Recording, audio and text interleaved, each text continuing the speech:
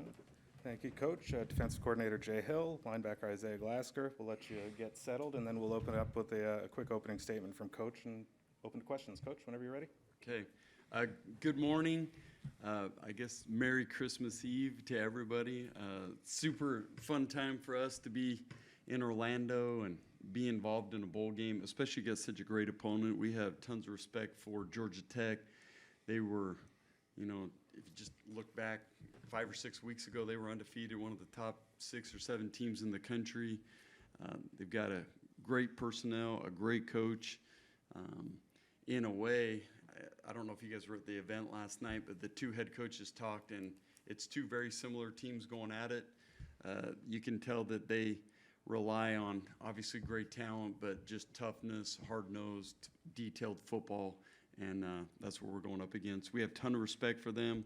They've got a really talented offensive line, love the quarterback that we're playing, and they have skilled guys on the perimeter to get the ball to. So we have our work cut out for us, but it's a task we're super excited about.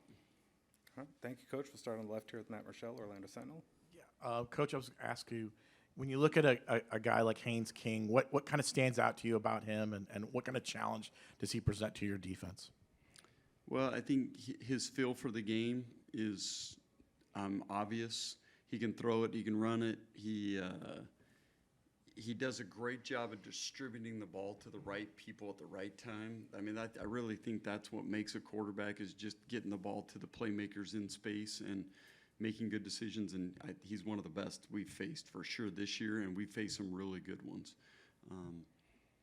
He doesn't throw a lot of interceptions, doesn't make a lot of mistakes that way. So he's one of those guys that earns what he gets, and he does a great job at it. All right, we'll go front row left. Hey, Isaiah, Chad Bishop from the Atlanta Journal-Constitution. Your impressions of Haynes King and Georgia Tech's offense? I would just say he's a great quarterback all around. He can run, throw, and they have a great O-line. I feel like their offense moves well, and I feel like it's going to be a great challenge. So, I'm curious, Isaiah, defensive MVP of the Alamo Bowl, I believe, last year. What's your approach to bowl games? What do you hope to take away from them? It's also nice, I guess, when you can win some MVP hardware as well. really just to win.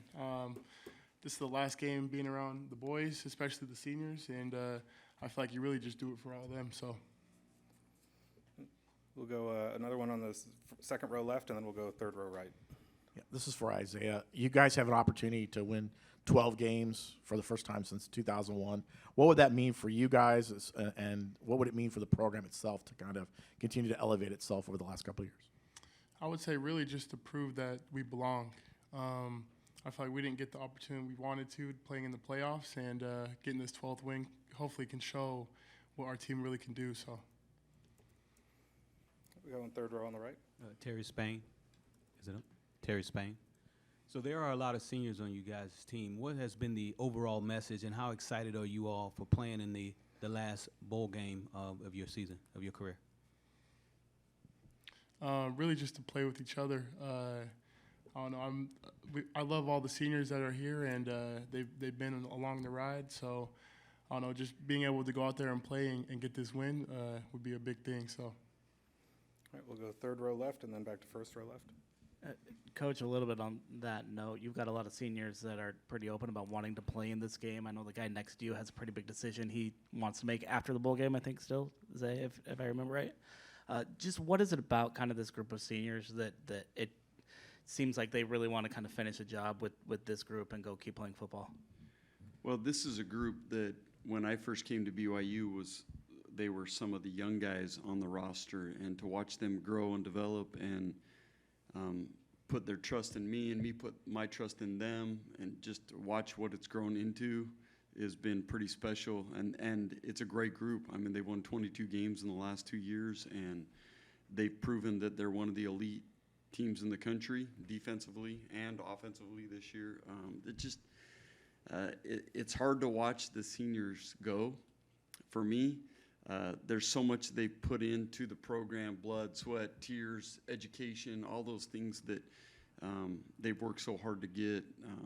It's pretty special to get them to this moment.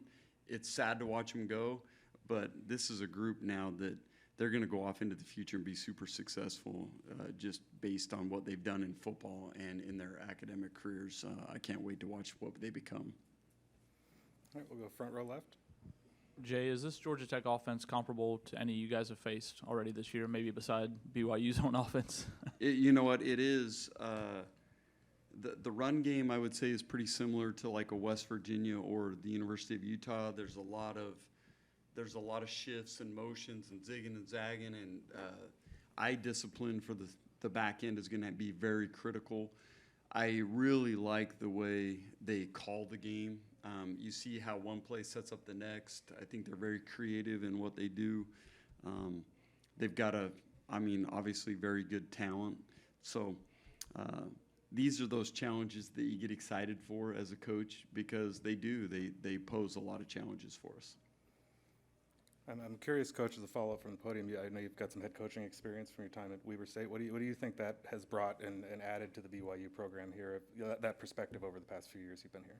Well, I think you become a way better assistant coach once you've been a head coach, and you know, like, what as a head coach, you know what was important to you, and you know, like, the assistant coaches and what they did to take things off of your plate as a head coach. And so I would hope that Kalani feels the same way, that me being a head coach helps him.